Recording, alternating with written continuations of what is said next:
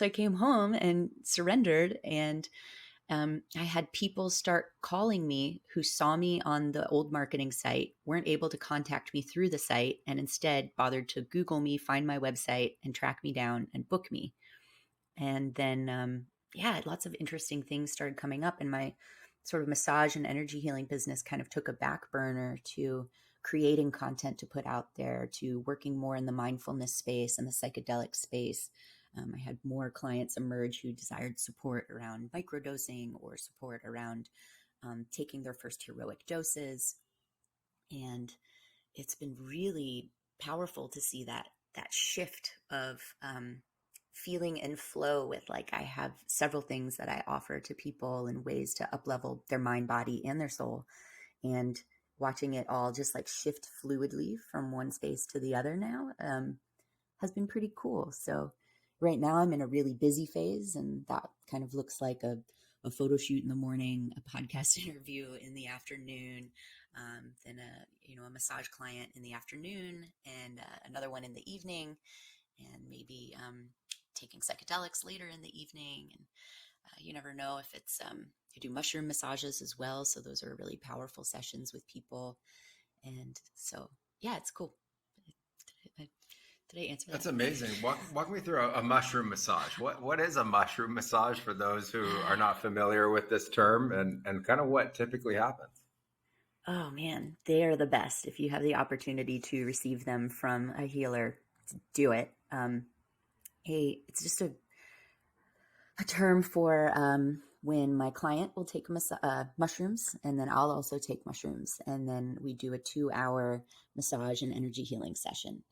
And in that, I tap into my deepest shamanic parts of me and tap in deeper to their energy systems and where their blockages are. And it's less of, oh, my shoulder hurts, and can you like work on the rotator cuff? And it's more of addressing the entire flow of the body. Sometimes, sounds channel through me, songs will channel through me, with like wind, what do you call that? Breath will channel through me, and different pressure points. And it's really delightfully intuitive. And the client will also receive lots of visions of things and what's going on with their energy. And they may relive experiences that cause the trauma that we're addressing that's stuck in their body to be released. And yeah, it's a really powerful way to have a massive shift in your mind, body, and your soul. For you, what do you think like the most intense or most powerful experience giving one of these kinds of massages has been? Oof. For me, the most intense experience was going to war for someone's soul.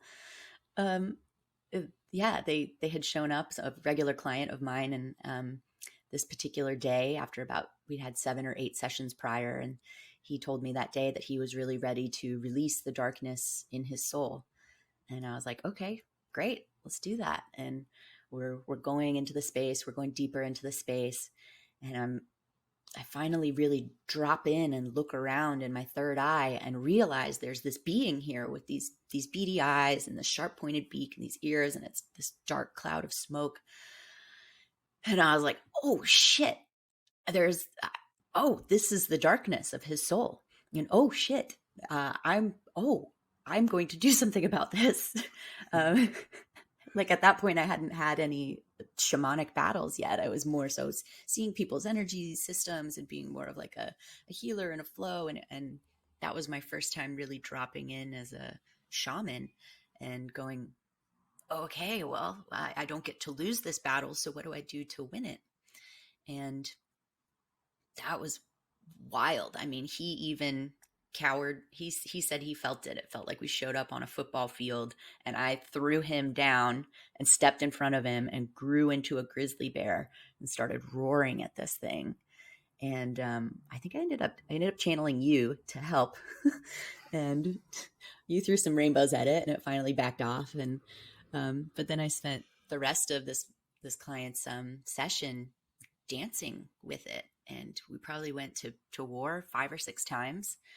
And sometimes there were sound frequencies that would channel through me that would kind of cut it and wield it. Like, I wield it like a knife and it would cut through it and then it would break and finally there was a moment, when it all broke, and we elevated out of these dark clouds and landed on a beautiful planet amongst the cosmos. And then I got to do even deeper work with him um, to pacify that being's, leaving, and to up level his soul, and to bring higher frequencies to his soul. And it turned into something really beautiful.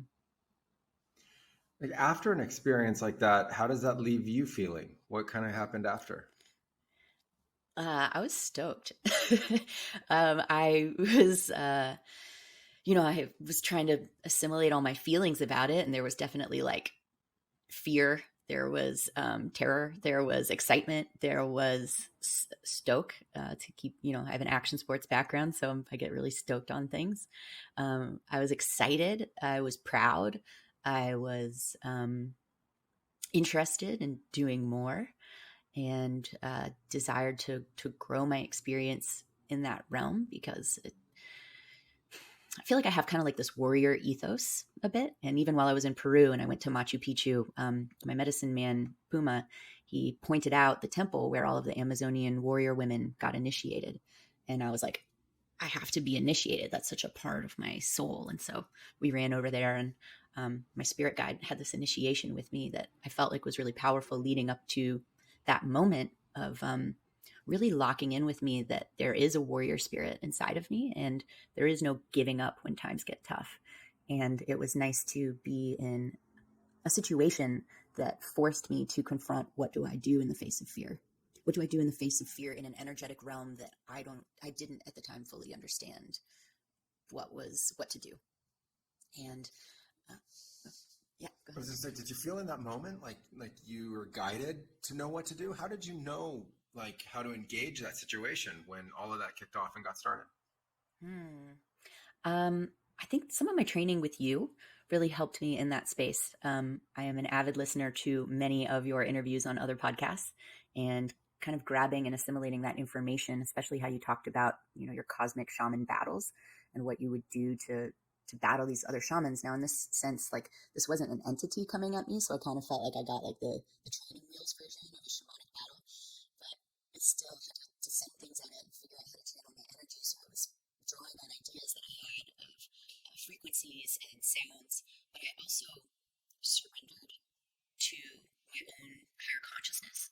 And in surrendering, things would start coming out of me, like sounds would start coming out of me. And I mean, even I was sort of like, I have no idea what this sound is. And I was like, don't try to control it. It's doing something good. Like, just surrender to it. And so it was cool to see that, like, my soul knew what to do, even if I didn't. And as I discovered that my soul knew what to do, I just wanted to surrender deeper to it and allow for that to come through, because it was having incredible impact. Oh, that's amazing. I think that warrior spirit that you talk about is fascinating. How did the warrior spirit and your soul kind of represent and come together? Hmm. Great question. Um, I think growing up as a kid, like, I'm an only child, and my dad always, I don't know, maybe secretly he wished he had a boy, but that was really fun for me growing up, because I got to play all the ball sports, and he coached my basketball team. And I literally tried every single sport until I gave up on sports. And then I got into wakeboarding and snowboarding, and I became a professional wakeboarder.